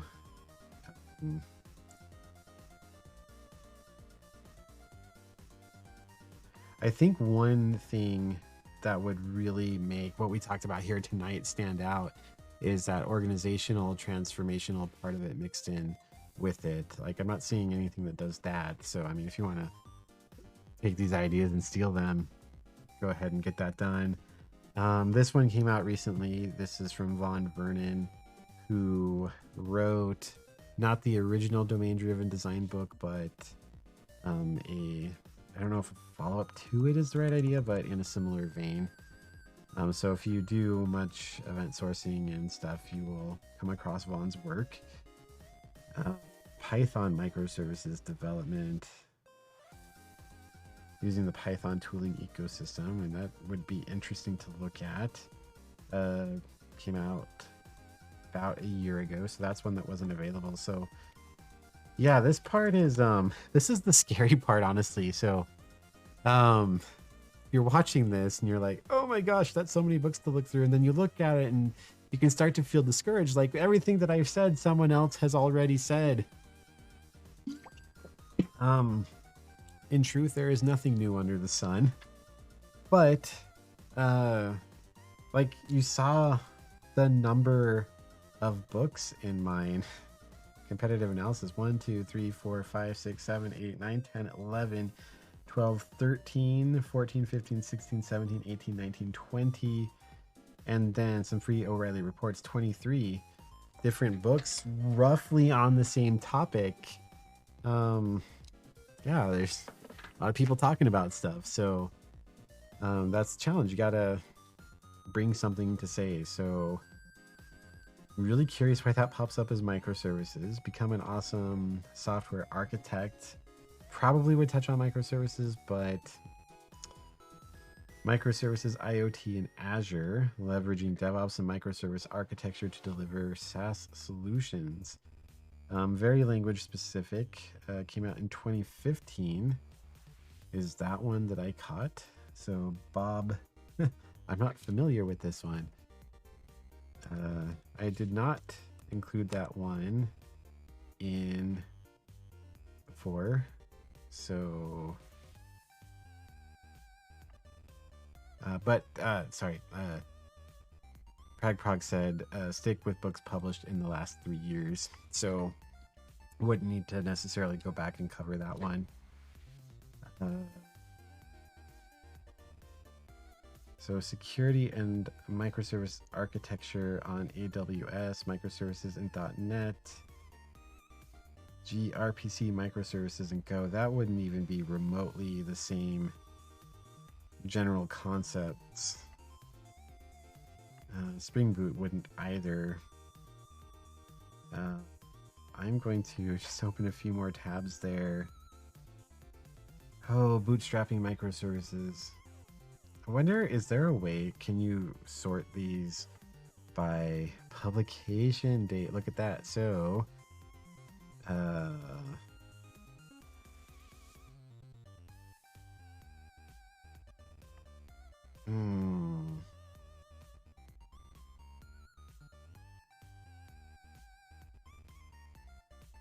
micro front ends. So I'm not sure. I was hoping that like mine would appear somewhere down the list and I could only consider the ones before it. So I don't think that publication date sorting is going to help. Oh, I also spelled microservices wrong. Fantastic. Let's Oh, I see.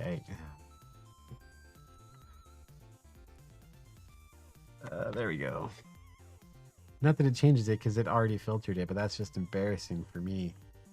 Does that change anything if we spell it correctly? Kafka streams might be an interesting one. Oh, wow. Uh, instant cassettes. They're out in theaters before the movie is made. This one hasn't been published yet, but it will be. So, Kafka streams are like tangentially related, but I'm going to say no, that's not a competitor. Microservices in action is that one. Oh, I already covered that one. Hands-on services with Spring Boot and Spring Cloud. When was this? 2019. So that one wouldn't have been part of. But it's also over 3 years old, so don't need to consider it. Anyways, that's that. I think we've got a good collection of them to analyze for our purposes here. So, right, you got to list out these bits of information. This is the big one. And make the case. Why would someone choose your book instead of this one? Practical Microservices. I would say that none of the others covered actually implementing an event-driven autonomous microservice-based system. It was the first of its kind. And I'll review the others to see if it's still the only of its kind. It might be. Who knows? So PragProg books that complement the book. Did I even do that section? I'm not sure if I did because what books would have complemented it? There weren't any on microservices. So like distributed monolith or otherwise. So like books on JavaScript could help. I think on the website here, Practical Microservices. Oh man, that hurts. I don't even come up. Oh, because I spelled it wrong. We'll just say that's what it was. Related titles. It's like, well, learning Node would help, but I mean, Node 8 was a while ago. Small sharps is there aren't many. Docker could be useful. You might use it to deploy things, but of course you don't have to be in Docker to do microservices. So I still think there are none. Possibly the Pragmatic Programmer, and it's embarrassing. I haven't actually read that book. Competing books though, Team Topologies might be a competitor book because it focuses very much on the organizational structure of stuff. This one of course would be different because we get into code and actually building a project. I say actually as if like them leaving it out was bad. That wasn't the point of their book. That's fine. DevOps Handbook.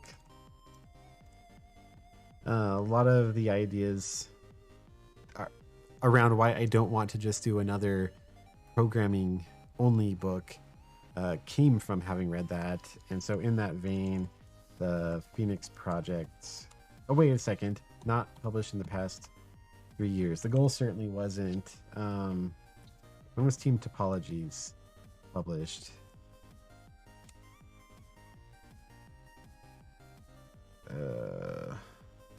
Don't want to click. Here we go. Let's look at this one. 2019. So it's also 3 years old. So I'll just take a note. More than 3 years old.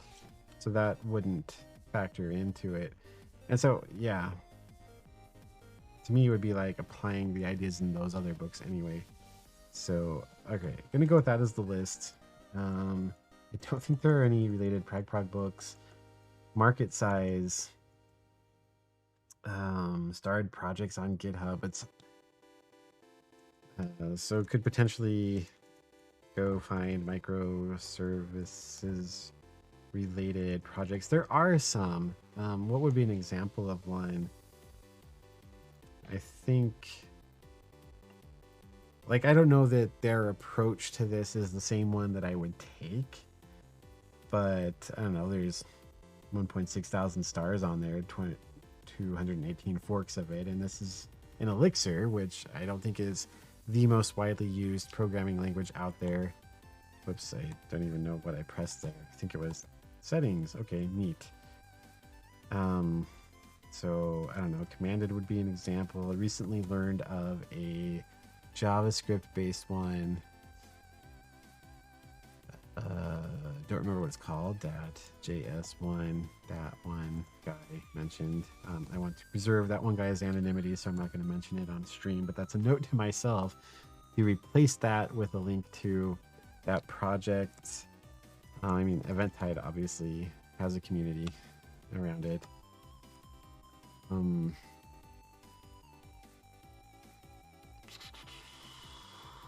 there's lots of, I'm going to say this without sounding like a jerk face. Lots of different libraries building things with event sourcing, CQRS, and adjacent patterns that take a different tack than what I would take. I consider all of those, though, to be evidence that these architectural patterns have only grown since Practical Microservices was published. That could just be optimistic thinking, but more and more people have heard of the concepts. So, like, I don't know, Axon is a thing there, Eventuate. Just, those are some examples. So, number of members in related online communities. Here's the Utah Microservices meetup, which currently has about 100 people in it. So it's probably not like the selling point that they'll be like, oh, because you cited that, yeah, we're definitely going to publish it. So conferences talking about this stuff. Could just go to conference pages. So conferences that I'm awfully fond of, CodeMash is one. They turned me down this year. You know what, though? CodeMash may have turned me down, but in the rejection letter, they said, standard feel-good language, like there were more good submissions than we had time for. But if you would like more detailed feedback about why yours wasn't accepted, let us know. Give us some time because we're still choosing everybody, yada, yada, yada. So I said, yeah, sure, I'd love that additional feedback. And you know what? They sent it back. And it was really actionable stuff, like pitched a workshop with a friend. And they're like, this sounded really interesting. We weren't sure how you could make a 4-hour workshop out of this. So maybe in a future year, spell out in more detail what the actual activities in the workshop would be. It was like, wow. So now I'm like, well, yeah, next year, totally going to do that kind of a thing. So CodeMash is awesome. If you get the chance to go there, highly recommend doing so. I don't know. I'll look at other ones there, but promotional ideas, webinars, streaming, podcasts, could probably get on those courses. Conference talks. I haven't done much conference speaking, although I did talk at Utah JS this past year. But these are things to do. So webinars, I might do some webinars, which is a term you don't hear much anymore. But I do streaming. I could try to get on podcasts. Less shy about doing that now. Courses, an email course, like for the email list I'm putting together, I'm going to write like an intro sequence to that. That's basically like a 5-day course, if you will. I want to make like a workshop kind of thing where like maybe it spreads out over, I don't know, 6-8 weeks, but there's a video content to view at the start of each week with like Slack chat in the meantime. I've made a course like that before, but it was for a specific client. But to make that in a more general thing is something that I am going to do. So there's that as well. Could apply for more conferences, blogs, and articles. Maybe replace that with a newsletter and I actually run a meetup group for this, but reach out to other meetup groups. Like just locally here, there is a software architecture group that would probably be interested in these ideas of organizational structure and stuff.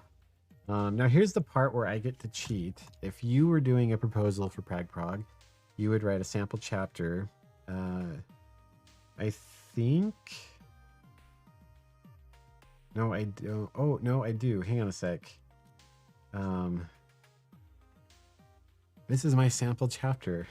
This chapter did more or less make it into Practical Microservices, I think.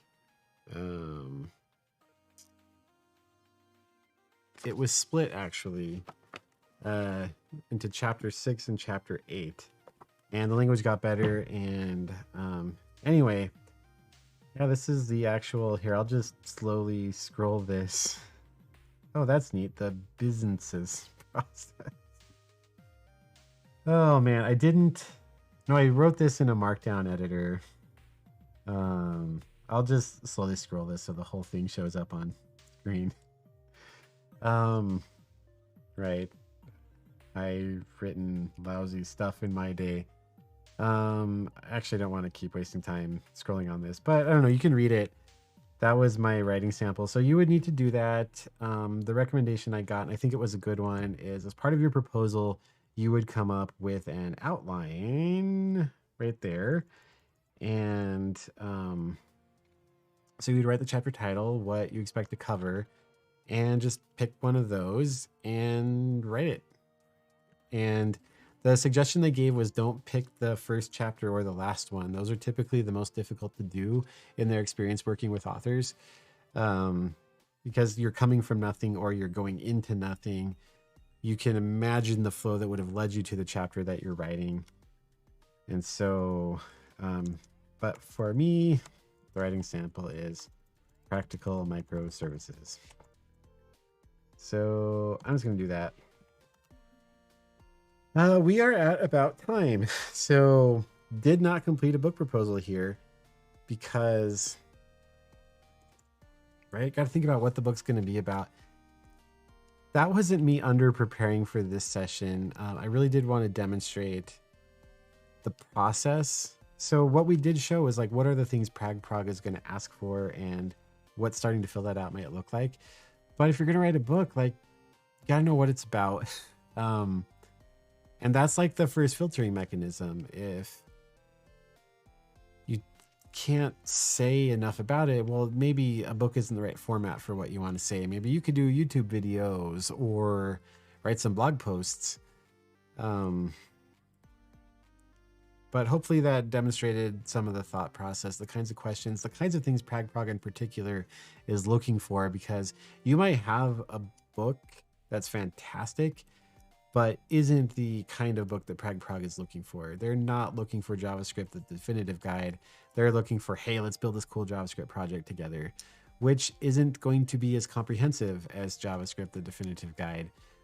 But that's not what their specialization is. So I'm going to wrap it here. I've been talking nonstop for like 2 hours, and SB Ditto, I'm guessing you're still the one that's in here. Thanks for coming and participating, and to everyone else who has come and gone as well.